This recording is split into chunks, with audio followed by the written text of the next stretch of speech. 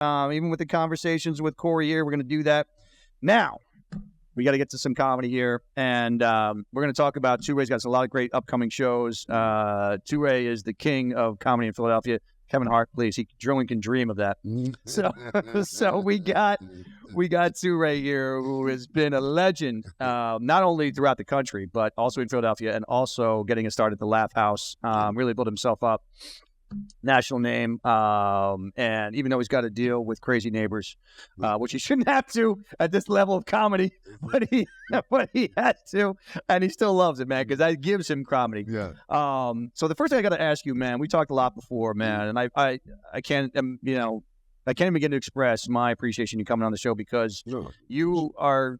Every time you sit down and talk, even on your stuff, and by the way, I love all your reels, because every time you have some bullshit reel and you coming after, I'm cracking up. Watch his reels on Instagram, TuRae Comedy. It's absolutely hysterical. It's the draft into that, into what you say is phenomenal, because I'm thinking the exact same thing before he even says it, which is weird that we think the same thing. All right, so with all this stuff going on in comedy, there's been this whole, I'm not going to say his name, but that this guy is out on Netflix and everybody's talking about his name. But there was a recent post by a friend of mine that said, just would make this point, crowd work is not comedy. So I got to ask you now, do you believe that crowd work is comedy? Okay, so you talk about Matt, right? Yeah. I don't want to give that guy any more time. Like, not that I hate him or like him. It's just I don't need the guy any more for those time that he's getting. Matt Rife is a comedian who's achieved a Taylor Swift level of fanatical success right now. That's a perfect description.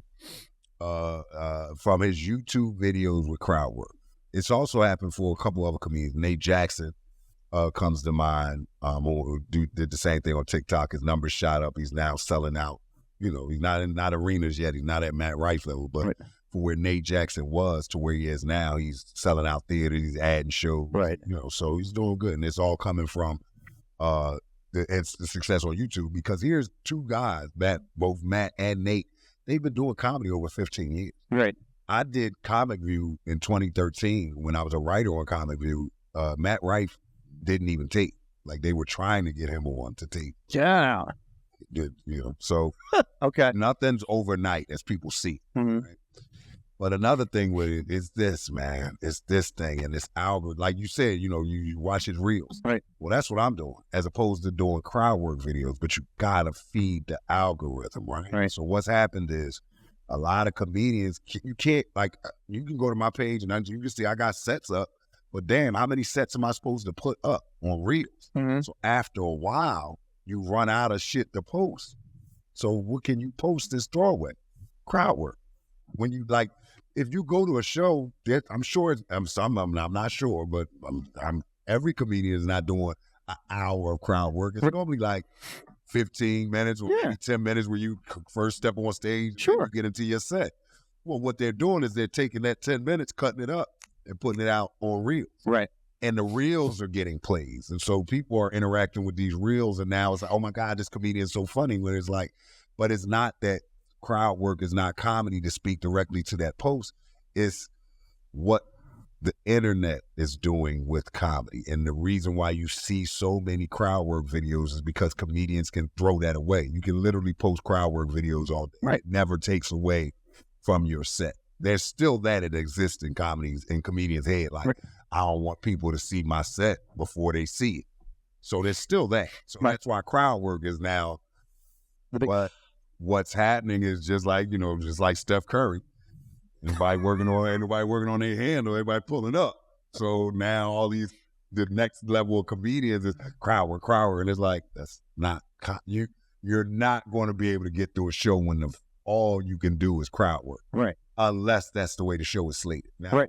They have those shows. They have showcase. Big J used to do it a lot. It was called pretty much most of his stuff. Yeah. Crowd work show. But that was the show. Like, the crowd knows that they're coming to be make fun of. Yeah. Right. But if you go to a normal comedy show, the people are always ready and expecting that. So right.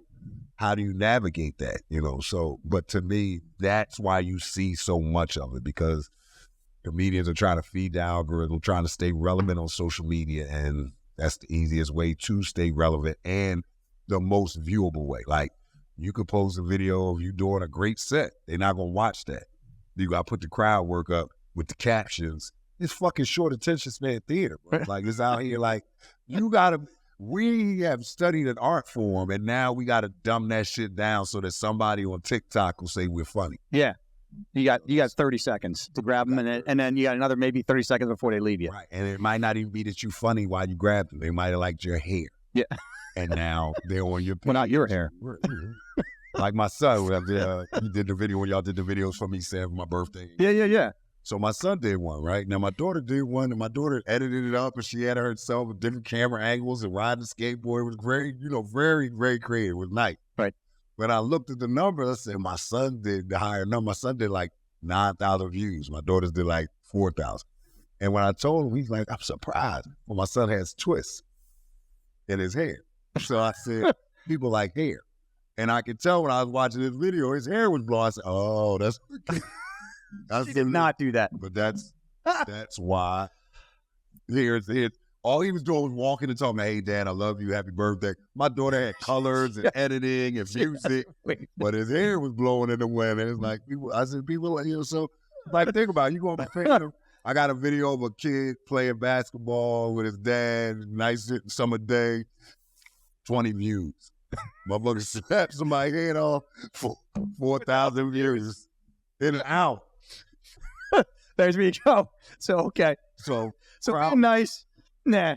Being violent, that's going to get you some play. Let me tell you. That's the algorithm. Here's the post going to get you the most numbers. You kids or violent. But you post your kid, people like, oh, she's so cute. Well, yeah. But, or maybe kids are blowing up. Now you get the troll. With some violence. Put violence and kids together. You should have blow up in 2 minutes. Immediate. So, but that's kind of what comedy is doing with what we're presenting on social media. It's like you got to capture a crowd, then take them with you. And that's kind of what Matt has done.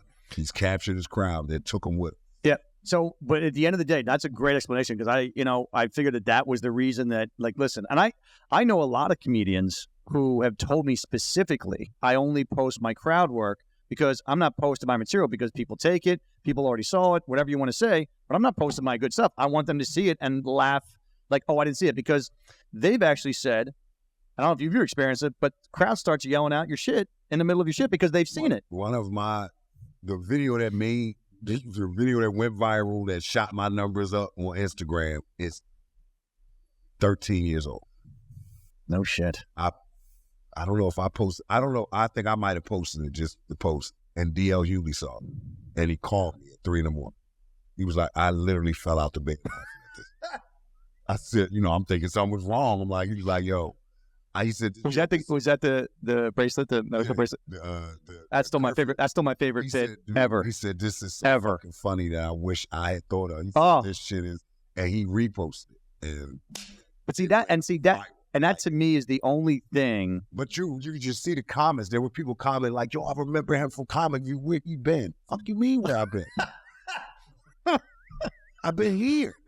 Oh, but because you don't see me on fucking Instagram. I'm on my stoop, get up at 5 a.m. yelling at neighbors. I just shoot my neighbor. What do you mean where I've been?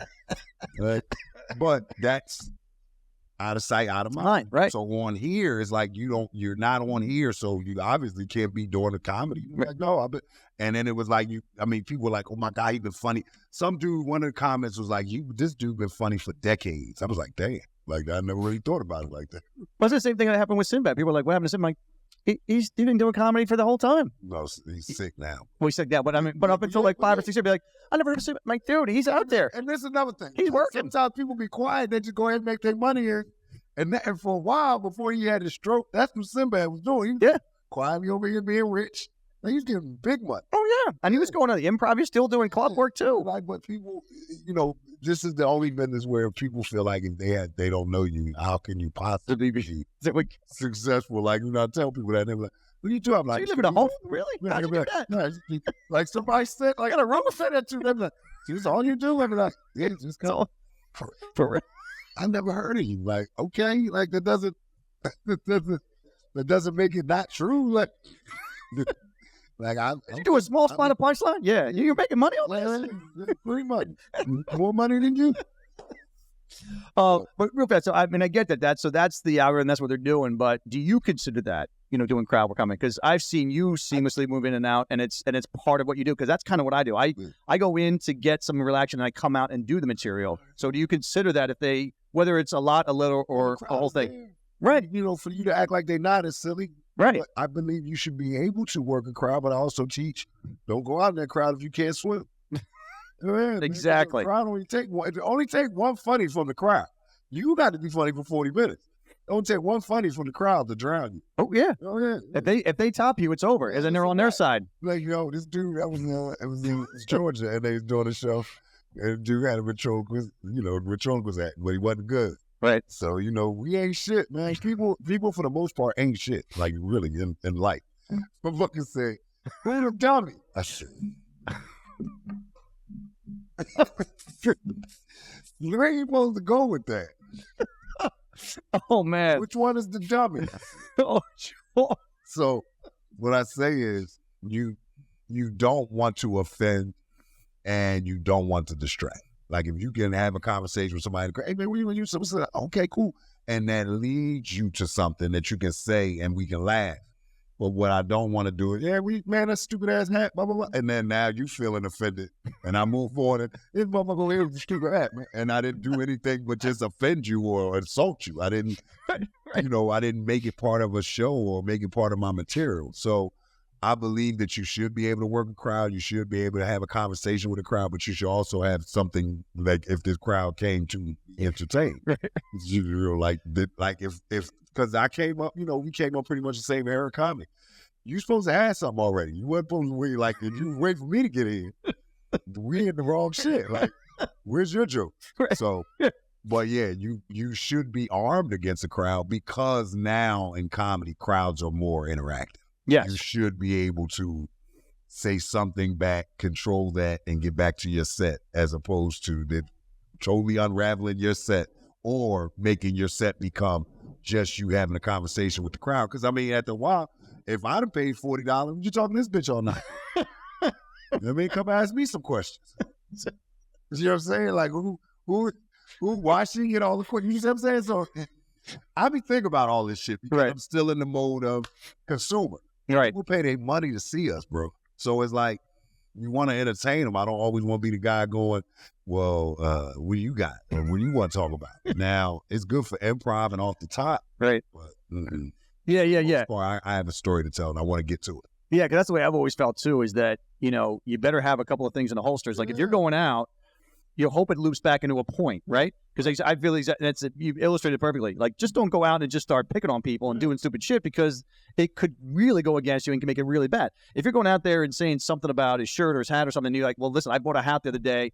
If it goes into a bit, it's even better because then the crowd is on the side. Like, okay, you're coming to us to come back and do something. And they're smart enough. They're bringing smart enough to know that that's a circle, right? Yes. So that's a thing where I get that certain people will say that again, comedians are saying that, which really bothers me because it's like, that this is an art form, right? This is part of it. There's prop comics, there's musical comics, there's ventriloquists. There's all kinds of shit, right? There's prop stuff. And not saying, you should be able to do them all, but that's a tool interaction with a crowd in a live audience is a tool you should have if you plan on being a comedian. Yeah.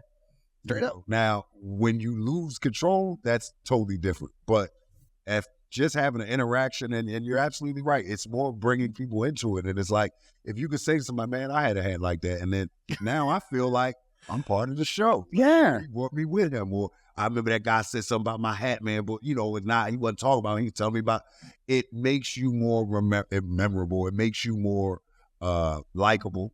And let's be real, man, that shit matters. And we can talk all the shit we want. That shit matters. And at the end of the day, when that guy's walking through your line, is he going to buy a shirt? You're damn right. Yeah. And another thing, I get it. I do understand that we're artists and we're independent. We should have a certain level of freedom. But I don't really dig the comics that be on this. The crowd should just take what we give them shit. Like, right. I'm a comedian, so I should be able to say what I want. And then read the room. What's right? You're not going to read the room. Across society, read the room. First, it's not about whatever you want to say. Stage and life. Read the room, yo. So it comes down to that. And a lot of these cats don't read the room, or they have their own issues and they're going to try to use the stage to get back at your mom. You mad at your mom, but now you Man, tell your mom that. Hey, I got an Italian mother. I got a lot of things to say about it. To tell you, so yeah, read the room. And you got to stay. You had to stay at home when it was Super Bowl Sunday, man. You know you got some mom issues too. I didn't bring that for y'all, so. But yeah, that's a great analogy. Read the room, because it's not always the crowd's fault that you are not entertaining or you're not. Sometimes it's you. Right. You better adjust. And that's the thing too, is that there's two different kind of comics, which you brought up a great point. There's the comics that are selfish. It's all about me. Then there's the other comics that are like, well, it's about the audience. Because at the end of the day, for me, it's always about the audience. If they walk out of there having a good time, I did my job. Your job is to entertain that audience. By them. Right. So they came to pay to see you. Need them at some point. Right. So why would you piss them off? Or why would you go tangent and go either really dirty or too clean, or what? Again, read that room. If they want you to go this way, go that way. Right. And that's the thing that's crazy. So, yeah. Here's another one for you. Speaking of your family, how has fatherhood changed your view or shaped your comedy career? Oh, man. Well, being responsible for other humans, yeah. You know, now the money matters. Okay, now, but you went deep there for a minute, man. I'm responsible for lives. You made me tear up, man. Yeah, no, that's you know, being I'm an only child, so yeah, they ain't had to worry about nobody but me. And you go from my first are twins, my first two are twins, so it's like you go from not having to deal with nothing to you got these two little girls that you got to make sure to eat every night. So first, that was first. Like the way I make money was no longer a hobby. You know, this is real. It's real. Okay. You got human beings alive. You know, where I could have, the twins are 21 in January. So I guess 20 years ago, I might have been at a crossroad where, maybe get a job so I can make sure I feed my kids. Right. If I'm going to do this as my job, I'm going to do comedy, then I got to make sure I'm getting it. And I got to make sure that it's financially rewarding for me and I'm doing what I got to do to provide for my family. So having kids, that was first. Like, right. And then, man, just keep them fed. Right. You got to keep simple goals. Simple goals, man. What about a roof over my head? Well, that's secondary, man. Let's get eat first. You got to live first to have a roof over your head.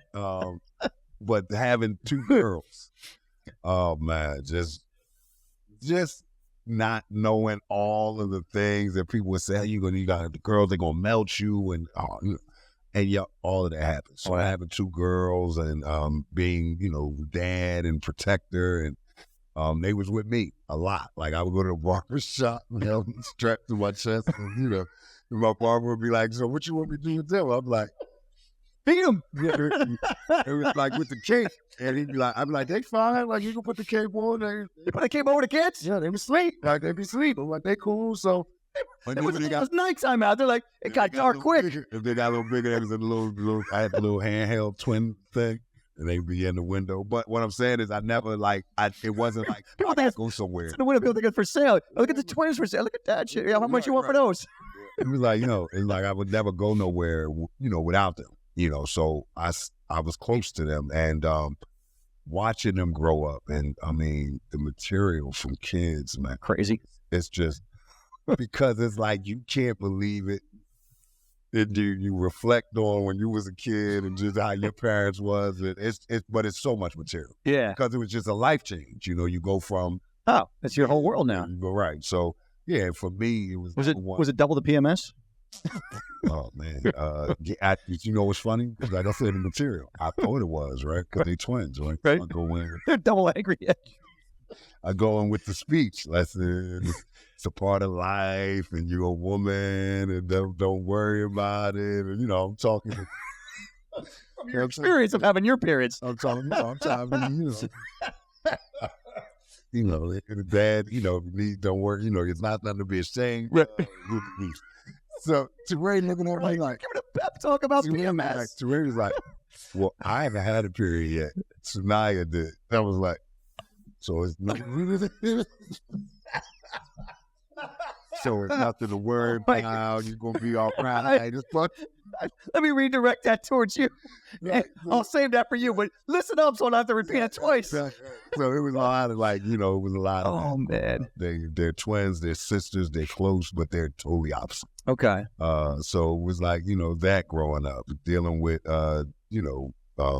just dealing with myself and my. Yeah, how was it raising two daughters, I'm sure, the son, football or sports, whatever, and all that stuff. But give me your view. Like, I didn't ever think I'd see myself doing this because I had two daughters. And did you have to have those tough conversations with them about you're going to get with guys, things are going to happen, make sure you do stuff? Like, how did you approach that? Or is everything very open in the house of TuRae? When they were little, the challenge was hair. How I'm going to do their hair. I had to learn how to braid hair and play hair, but I had to learn. TuRae, the hairdresser. Right, yeah. So it was like I had to learn because it was like I got tired of taking them out the house with just the puffs. It was like I was like, I gotta figure this out. Just the puffs. Had some broad I was dealing with braid their hair. I'm like, I can't keep doing this. There's something wrong about this. I can't keep taking my chicks. Before we head upstairs, taking my babies over to leave the girls here. Would you mind braiding the hair? Right. So before we get naked upstairs, right? So. That's great, man. Stuff like that. So as they got older, I keep it real with my kids. I don't lie to them. Okay. Oh, good. Because I don't want to lie to me about anything. So that'd be some tough conversation. Like I tell them about, first thing when it came to boys, I said, well, look, I'm not with your mom. Right. So you start there. Mm-hmm. You think dad's a hell of a guy, right? Okay, well, everybody's not. Dad, right? Ain't even gonna be this great, or very humble, right? So, real conversation with them. I remember, because TuRae, I would say, always spoke from her heart. TuRae's the dreamer, where Sanaya is like, the best way I can explain, like when they were little, when I would put them in the car, it's once Sanaya can't move anymore, she sleep. It's boring because I can't move. It's fun. Shout. TuRae would be reading the signs, riding down the street, like. So she's the dreamer, whereas Sanaya, she's the doer. Right. Two different people. But I remember TuRae said to me when she was, I think she was like 12, she's like, Dad, am I allowed to like boys? Oh, wow. And I said, you're allowed to like whoever because I knew having kids, I'm going to have to deal with it. There's a variety of choices out there. So I said, you're allowed to like whomever you have feelings for. Okay. But I don't think. That's a great answer, by the way. Well, my dad was gay. We'll get into that next podcast. It's okay.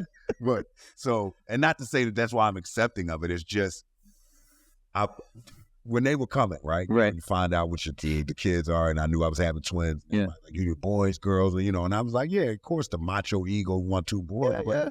The reality, the answer to that question, I want healthy kids. Hey, exactly. I didn't care. I didn't, oh man, I know you want, no, bro. I want healthy kids. I don't want no special needs kids. Now I know you got to meet my mom. That's the exact answer. As I asked her my mom, because she got a boy and a girl, which she absolutely always dreamed of, but she told God, she prayed to God every night. She says, all I want is healthy kids. That's a great answer. You got to be my mom now, man. Shit. You guys going to have Sunday brunch with mom. I see a picture. Mom, kid. So I said, what up? Well, my dad passed away. She is single. Tell your woman, like, listen, I'm going to meet Mrs. Alexander. It's just a fun. That's what I was saying. Alexander, I got to make nice with your wife, Paul, but you're out there with my mom. But when I said that to her, I just want her to understand that, you can like whoever you like, and that's a great answer. That's normal. But the boyfriend girlfriend thing is, you don't need that, right? Not at this point. And of course they're gonna do what they're gonna do. And it wasn't until she was 19 in college that we really got this conversation. I said, TuRae, because going through changes, every other day breaking up. I said, you're not relationship that you don't do good in relationships. I said, you like everybody. Oh wow, everybody likes you. I said to TuRae, you really should be. I said, at your age and your physical attraction level, right? You're the number one commodity in dating. You're a young, beautiful black woman. Everybody want to date you. I said, so what? I said, just enjoy it. I said, be safe and be friends. Right. Out here trying to figure it out with one person. I said, especially as young as they are. That's but in their head, it's like you got to get somebody to be with somebody to have bae and my man.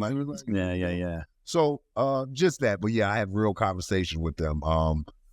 My daughter, my daughter Sanaya was, going through her little thing and wanted to be bisexual, and I was like, okay, and then she was like, I was like, did you tell your mom? And she was like,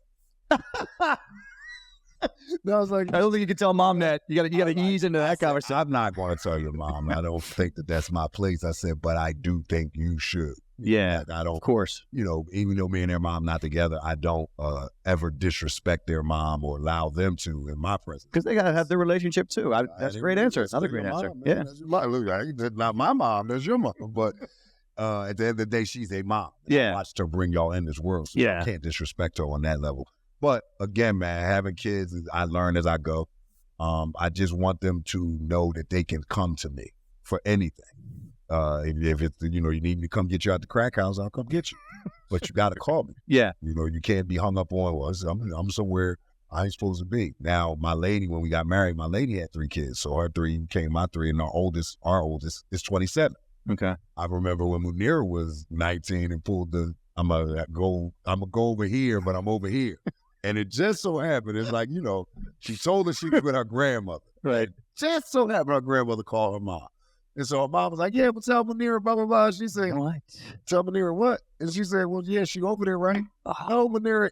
Man, when we finally tracked her down and she called, and she came home and, she was on, and her mom screaming and hollering and screaming. I waited and I said, well, you should be dating.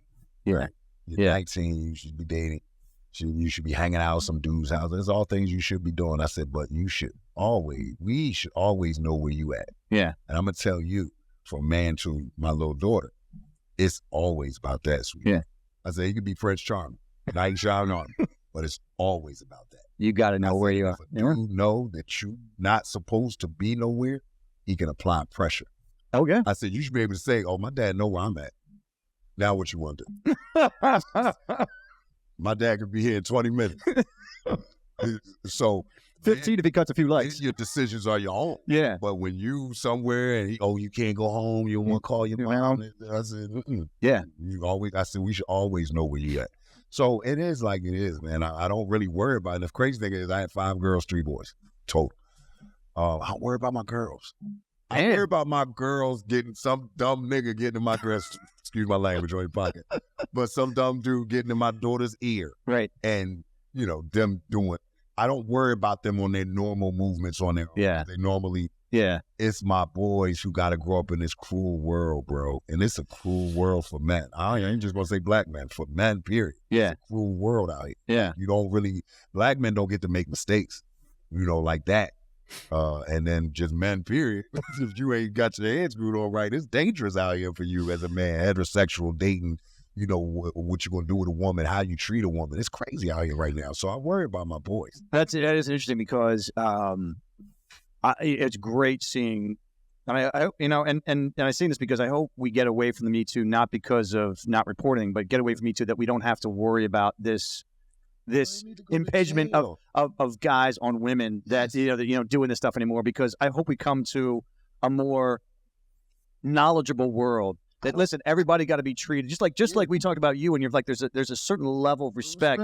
And if you don't know anybody, whether you're a guy or girl, or you're looking for a date or something, there's got to be that level, like that base level of respect that we don't need to get into Me Too, because it's so done now that everybody's like, I don't have to impinge. Like, if she wants me and she likes me, we'll talk about That's it. how I was like. That's it. Like, I never understood it. I don't know how we got here. I grew up in the era where you spit your game, you shot your shot.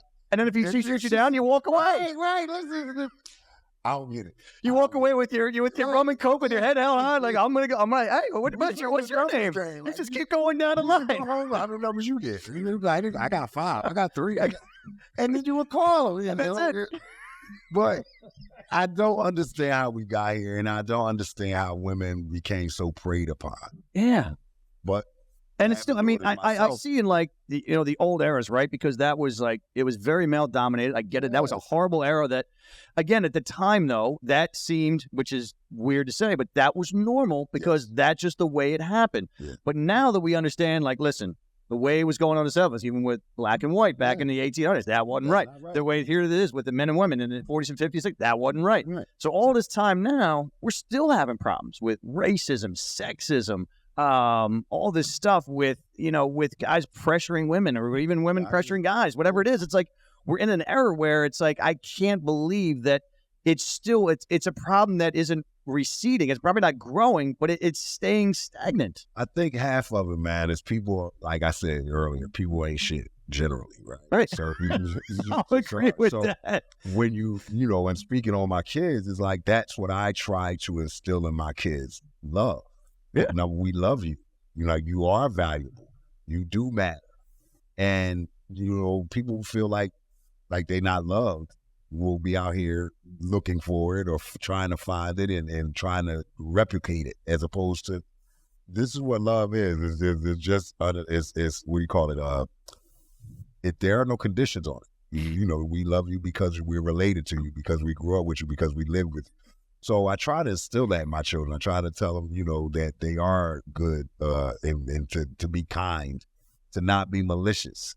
You know, shoot, you ain't gonna kiss nobody behind out here. You apologize when you're wrong, but you don't kick nobody when they down either. Yeah. You know, there's a difference out here. You can be defensive without being malicious. Like, you know, so I can only do what I can do to influence what I got in front of me. That's my family. You know what I mean? So that's what I try to do, bro. I just try to make sure that they get through, that they know that they're valued, and that they know that they matter, and that they can do anything that they want. And that's huge, because I think I've always talked about this in past episodes, that your childhood is such a big impetus to what you become. Oh, yeah. And whether that's the family life that went off the rails here and there, or if it's a good family life or whatever it is, it's such a precursor. Not entirely, but those seeds are planted as a kid. I believe that, because I talk to grown people now. I'm like, you don't really love your mom. No, right? Like, you don't have a good relationship with your mom.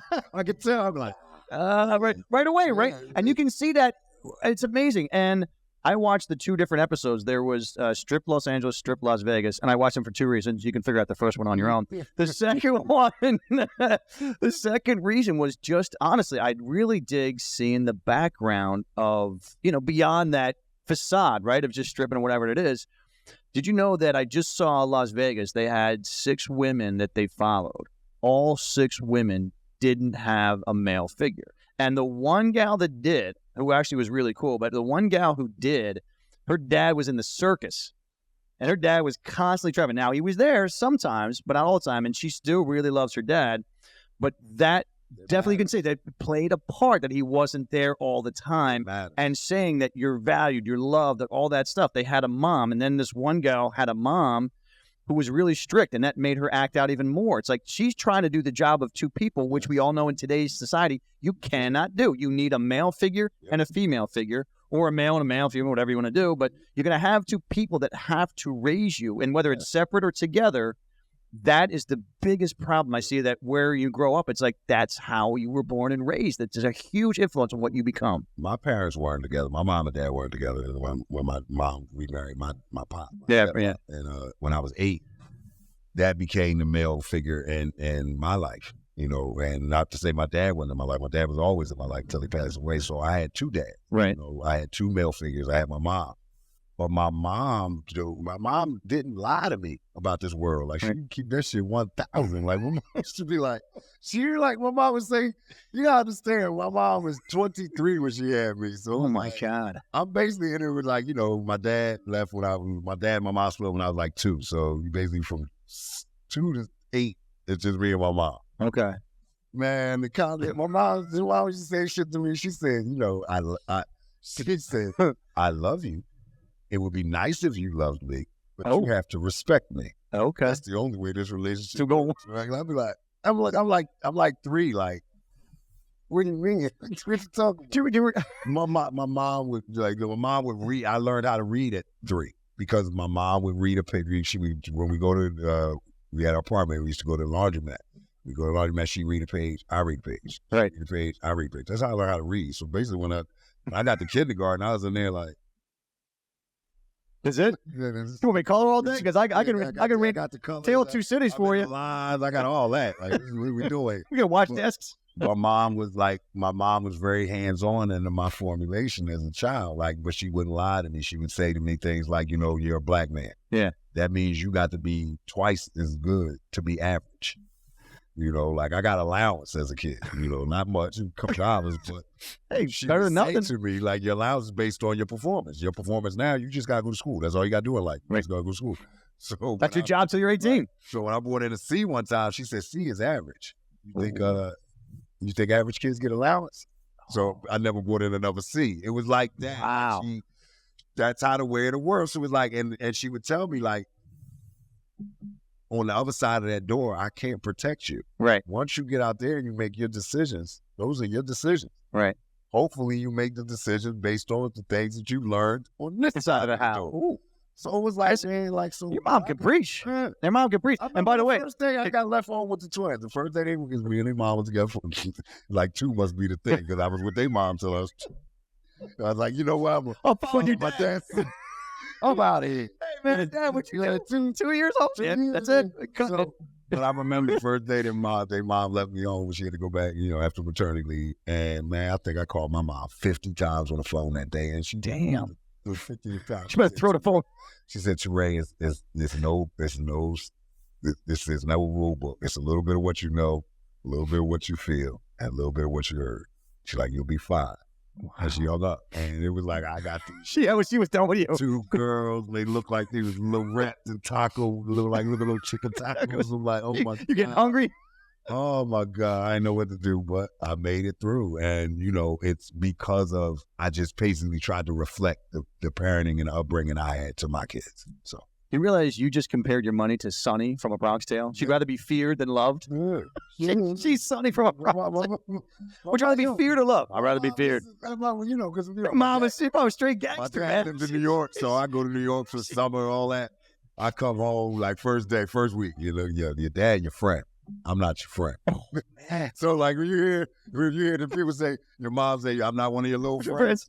My mom used to say that shit for like breathing. I'm not one. See, I ain't one of your little friends. See, I ain't your friend. See, your dad, your friend. I ain't your friend like your dad. Oh, my whole kid, man. Who do I go? If I needed something, who do I go to? I didn't go to my mom first. I must have been friendly with him at one point. It would be my dad. He stopped bothering me. Oh, I used to go to my mom said I could. I just want to make sure you're okay with your dad. And my dad's like, you didn't ask her, man. He called me right out on that because he knew I wouldn't ask my mom first. She shoot that shit down right away. No, it's funny because I didn't have a problem asking my mom for anything. And she would say no, but my dad would be like, well, fair. What's the problem? Like, fear. Oh, man. It was fear. Look, what's so crazy? This is crazy. I was like 7 before I knew my mom's name. Yeah, man, her name was Mom.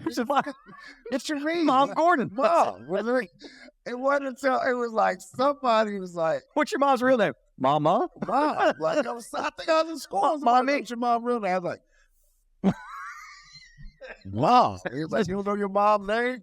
And it's funny because when you kids, I think about it now. I don't think I knew my mom's name either. I know my mom's name. It was just like, I don't have to know. I was like to the IRS. I need to know for. I filled her tax returns out. I just need to know her. So I went home that day and I was like, Mom, what's your name? She's like, what do you mean? I was like, that's gotta be the craziest question a kid has ever. Hey, Mom. She's like, what do you mean? What's my name? I was like, what's your name? Like, she's like, Mom. I was like, no, like, what's your real name? She's like, oh, Vera. Man, I fell out. Because the only Vera I ever knew was the Vera from Alice. I'm just gonna say, I say like Alice. I fell. She didn't think that was too funny. I was laughing, but it was like Alice Vera. She's like, yes, yeah. Because Vera went on that great on that. She was a little stuff. Vera Gordon. I said, wow, I never knew that. Fear. Oh wow, some crazy shit. So yeah, but that's the way I was raised. Like there was a separation of church and state. Like kids. We all grew up with your parents come over play card. You wasn't allowed to stay in the room. No. Beat it. This is adult time? Like kid time in there? Your dad be like, can I help you? Well, I wanted to get some water. We'll get some water. And get out. Beat it. Hey. So that's how I was raised. It was like, I'm an adult. You're a child. We're not equal. My mom would tell me that. Like, I'm not arguing with you. You would have to be my equal for me to argue with you. She said, I allow you to speak because you speak well, and I allow you to talk so you can express your points and you know how to express your feelings. But at a certain time, you're going to shut up. That's how my mom talked to me. And see, that's what's crazy, man. Everybody's gonna be pissed that I say this, but I have a real belief that Italians and blacks are very similar because when I was a kid, oh my, there's a lot of Italians that are going to kill me. Sexual romance? Oh, yeah. Well, that's what I know, right? Tell me I'm wrong, though. We're very close. Yeah, they're almost identical. Because when I would, as a kid, in my big Italian parties, I would walk in the room, they'd be loud, no stuff, all talking about shit. Dead silence. Dead. What? What you need something? Hey man, who's the kid? My first uncle, who's this kid? Oh, is this Corey? What you want? You want to go play ball? Go outside. And then, I mean, I'm talking like, here's the room, and I walk in here, dead silence. I would barely get around like halfway. Right. And like, not miss a beat. They're in the middle of the sentence. Oh, like, so then I told the guy, and they would go right to the same, finish the sentence. This is not for you. No. This is not for you. And it's not. That's how you learn. That's how you learn. And you learn to respect adults. You learn how to respect boundaries. And also, you learn to aspire to, I can't wait till I'm grown. Right. I can't wait till I can get to the point where I'm at that table having those, grown-up discussions. To you, because, like, I say this, especially in our community, the Black community, these single moms of you. I said, y'all gonna be so hurt when that little boy grow up and you realize he's not your boyfriend. Like, these little boys that y'all raising, and unfortunately you have to raise them, but it's not your husband. That's not your. He should still be able to be a little boy. Yeah. He shouldn't have to deal with the fact that his dad ain't shit. Like that. That's not what we doing here. Yeah. Raise him, let him be innocent, let him be a little boy, let him grow up and be a young man and all of that. And let him build with his two different parents. I don't care how good or bad the other person is, because I've dealt with that. My mom would be like, it's super, like, I got school June 8th. We was like, you got school at 3, there was a 5 o'clock Amtrak. You can get to New York today. Like, you can go. You go. Just go. Right. Because not only does he need to be in your life, but also, I need a break. So take your ass to New York. It's just weird that, 21 years ago or 20 years ago, your dating profile was, gotta like comedy, dinner's out, and gotta braid my daughter's hair. that was like a 3 criteria on Tinder, man. Just so putting shit out there. Like, it would be once chicks found out that I had twins, I want to be like, can I meet them? And they're like, I don't know. Like, I don't remember things. You can braid her hair, but you got to leave right away. Yeah, you just pretend you're the hairdresser. Yeah. We got to get a couple quick things. And I'll get you out of here. So, real fast on that topic, just a quick yes or no. Do you see your kids any of your kids doing comedy? Yes. Yes. Okay. Good. All right. I like that. You've done so much. I'm going to end on another one, so I'm going to get this one. So you have done so much in comedy. What goals do you still have left in the comedy world? You've accomplished so much. You've been on TV. You've been all across the country. You've done major tours. You've gotten Showtime. You've got Netflix now. I mean, what is left for you to accomplish, and how would you like to see yourself over the next 10 years? I want the full-length next Netflix special. Okay. And I still want to hold the club. Yeah, I still want ownership. I still want my own. That's 2 great goals. All right. That's pretty damn good. Do you ever plan to retire? Nah. No. To the day you die, you'll be on the stage. Yeah. As long as I can. Yeah. As long as I'm going up there? Yeah. As long as I'm viable, man. As long as they laughing. Like, it's funny because people say, how you doing? How you had little colloquialisms, little quick slogans to shoot back. How you doing? Ain't nothing, man. Still anything shaking or whatever. I say one of the things I go, ain't nothing, man. I'm good. They still laughing. Like, if they stop laughing, I'm going to really have a problem. Roll yourself back on stage. Like, I don't know. Like, I have no life skills. I'm like, I'm fucked. Like, so who likes Brill cream? And it's got dentures. And nothing. And listen, I'll probably be like Bleak in the Mo Better Blues when he realized he couldn't play no more. Yeah. I'm not going to fuck around with it. It's a wrap. Yeah, that's it. I will do it up until that point. But the first time I go on that stage, they're like, I ain't got it no more. I'm like, first crickets? Yeah. I'm out. All right. Because, what I'm going to take a beating for at this point in my life? No. But that would actually be great if you do own a club. That's how you roll into that. House MC. There you go. I'm definitely the house MC. Get your own ass on stage, my stage, motherfucker. Yeah, how y'all feeling that? Everybody good? All right, my last 2 questions. And this goes into, and let's talk about this real fast because I want you to promote this. So tell me about your comedy college that you do. It's going to be real fast. So it's Philadelphia Comedy College. Yep. It's PhiladelphiaComedyCollege.com. Yep. 10-week course on the art, business, and the business and art of stand-up comedy. It directly focuses on stand-up. We build a 3 to 5 minute set is the goal of the class, is, what the curriculum is for. We want to build a 3 to 5 minute set that you will perform at the graduation ceremony at the end of the 10 weeks. Okay. This year, graduation ceremony is going down January 8th. At Helium, right? At Helium. Nice. Switch gloves. Look at you. Listen, he's a whore. He's a whore. We go where we treat it. We go where we want it. We go where we treat it well. There you go. I'm not here for... I'm not here for disrespect of any kind. And so we go where we want it. Okay. But yeah, so we're at Helium. But Philadelphia Comedy College is something I started, man, doing. It was Comedy by TuRae stand-up workshop at the Laugh House. Okay. Maybe 15, 16 years ago. And basically I started doing the class because one time I was hanging out after a show. And, I'm over here talking to the veteran comedians, but there's a couple other comedians over here. Yeah. Just, and they just kept saying things. It was like I kept hearing wrong thing and went wrong thing. And about 30, I was like, yo, who told you that? And they was like, oh, so. And I said, one of the things a young comedian don't know is the shit they don't know. Yep. And they won't find it out unless, they go through certain things or unless they're around it.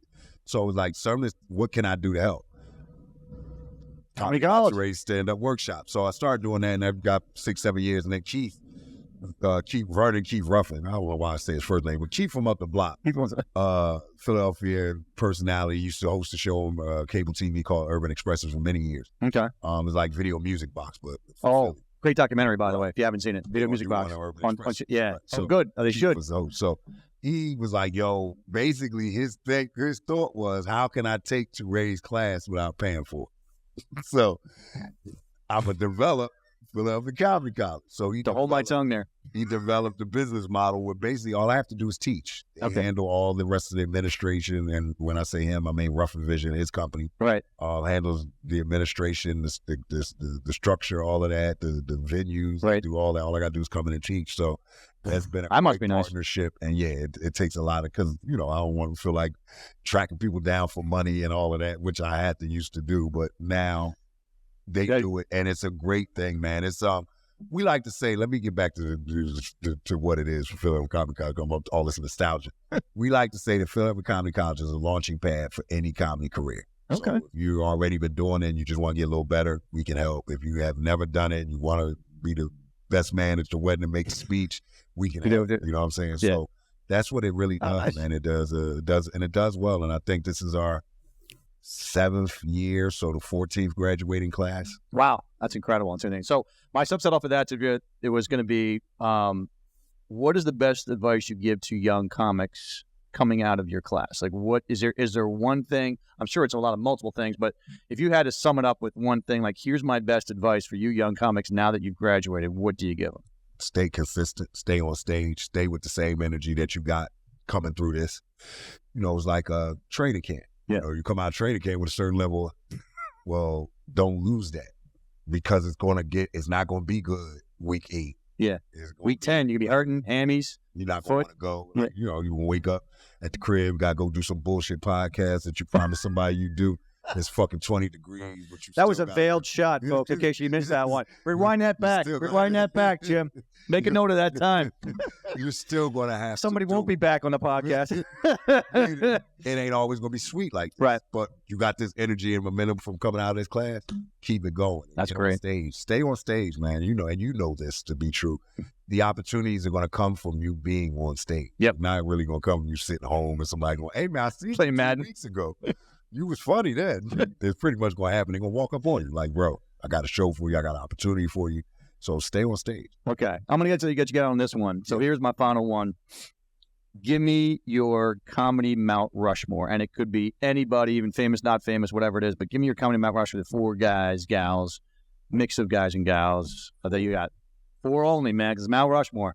All right, so. I'm hitting you, man.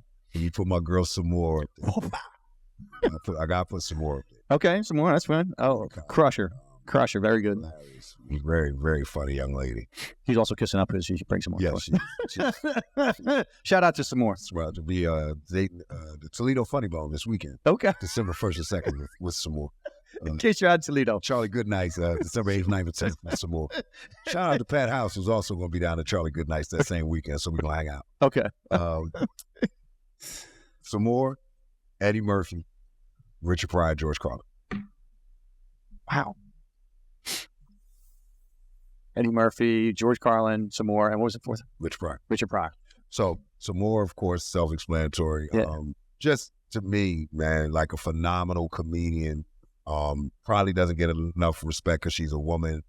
Comes through the Def Jam era and all of that. So it's like, you want to, take away from her abilities, but hilarious. Like, I laugh. Yeah. when I watch her. She's got great stuff, just super funny. Eddie Murphy was, to me, the first time I saw the star, the megastar in comedy. Okay. Meaning, I'll get to my two previous. He was young. He was like us. Right. It was like, wow, this guy's young. He's on Saturday Night Live. It's like, it's happening. It was happening before my eyes, whereas, everybody else was already established. Whereas, it was like you seen Eddie Murphy go from Mr. Rogers' Neighborhood to Delirious.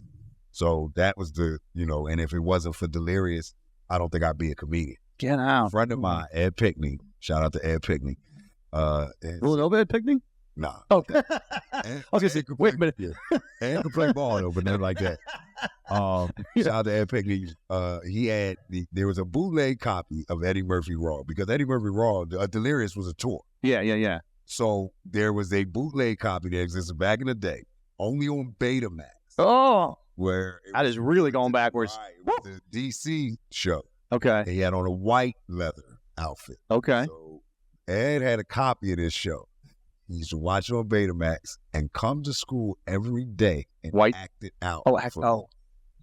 He would act it out for me. So we'd be literally in the back of the class and he'd be doing, and I was hollering, laughing at him just act. So I was like, I got to see this. I got to see it for myself. So for my 13th birthday, I asked my mom, I said, I want a Carvel ice cream cake and I want to watch Eddie Murphy Delirious. And she let me. No kidding. So that was how, but he was that. Richard Pryor was sneaking into my grandmother's basement and listening to these records of this comedy album, and he was hysterical. And in my head, and at that time, it was, how can he be this funny and I can't see him? I couldn't get over that. But I can see him. I can see everything he's talking about it. I mean, I would listen to Richard Pryor record and look at the album cover this is what he looked like, it was crazy because it was like he was so funny, but I couldn't see him but I could see everything he was talking about. So that was like my first introduction of listening, to comedy sets. And Richard, George Carlin, all right, so my dad lived in New York at the advent of Manhattan Cable, which was like the first cable network and, get all the channels, but one of the things they had was HBO. Man, George Carlin used to be on HBO all the time, bro. And he had all the specials, and he was just so matter-of-fact funny. He was just the shit he was saying was yeah, that's fucking true. And as a kid, I was like, yeah, that's right. I always had a great deal of respect and admiration for George Carlin because his shit was the real shit. It was I'm just talking about this right here, and I'm talking about how silly people are, how stupid these things are, and how life is. So I always had George. George was always going to be on my mind. Okay. Because to me, he's the comedian. He's the one that, Richard had that lifestyle upbringing, so it was I'm turning my pain into comedy. George Carlin was just this is what the fuck is going on out here today. Look, did you see this shit? I'm not the only one seeing it, and I always appreciate his humor. So I got overlapping with Carlin and Pryor, and Carlin for sure was so you talked about how Eddie Murphy, that I was babysitting a kid, and I begged to babysit this kid because they had cable. My dad, God bless him, one of the best people in the world, but he was very, let's say, tight. When there's a moth. That guy really had to crank it open, and we didn't get cable until my sister and I got him cable in 2001. 2001, TuRae. Right. We had squiggly lines on our TV for 22 of my first 22 years at home. That's crazy. Oh, it was rough. But anyway, I used to babysit this kid who had HBO, and I'd make this kid go to bed at 6:30. That's right. He should go in bed at 8:30. Yeah. I'm like, it's time to go to bed. Yeah. He's like, the sun's still out. I don't care. I close shades. Yeah. I'd be like, it's time to go up. Because I'd be watching. And one time, George Carlin came out, and I was saying with you, I was laughing. And the one that got me was they did some old retrospective, some of his old stuff. And there was one line where the kid goes, I don't like that. And the mom was like, she put the food in front of him. He's like, I don't like that. And of course, the classic mom answers, well, how do you know you don't like it if you've never even tried it? And he's like, it came to me in a dream. I started using that line to my mom. Yeah. And she was like that. And she started laughing. And I I'm not going to give Carlin credit when there's a 14-year-old.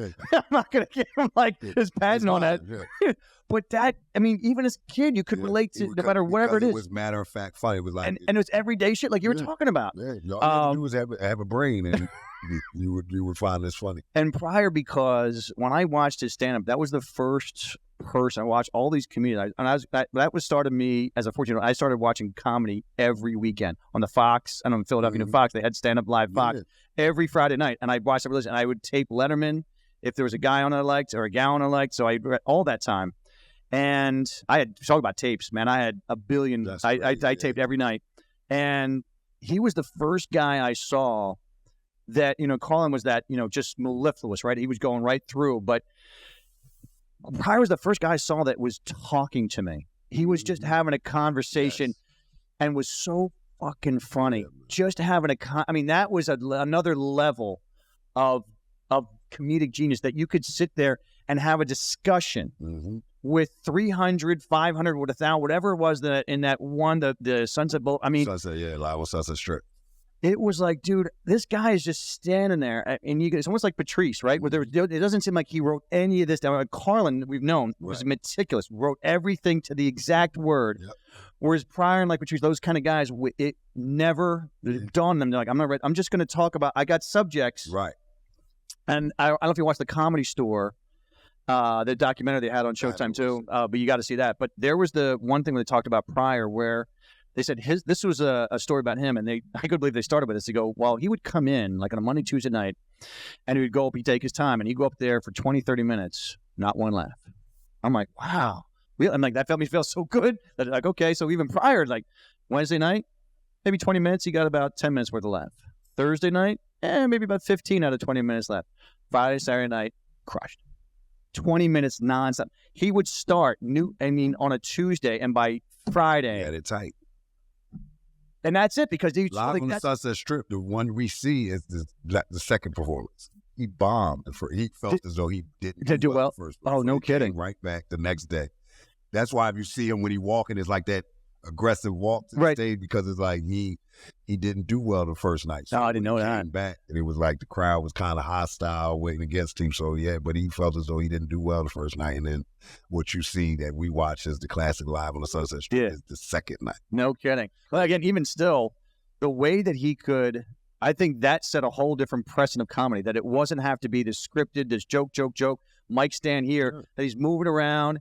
You can see him developing as he's going, that he's got this stuff in his head and it's just going to come out a different way. So it looks so natural, as opposed to, you can see as comedians, we can see when it's like this setup punch, we know it's coming. Like Sommore, she does a new special every year, but where she works out the materials when she does club dates. Like, so I'm sure when we this weekend in Toledo and next weekend at Charlotte, that's what she's working. She's working that out.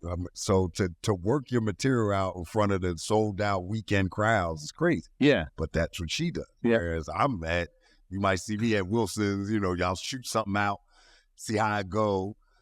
Maybe I got a Thursday night somewhere, but by Friday, because I came up in that model also. Like when working at the Laugh House, it was the 2-2-1. So it's 2 Friday, 2 Saturday, 1 Sunday. Yep. Well, if I said something on Friday first show, by Sunday, that shit was tight. Yeah. Because you had 5 shows. You had 4 shows to get it right. Yep.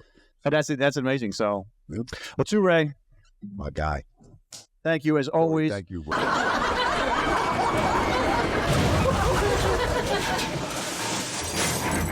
Comedy Train.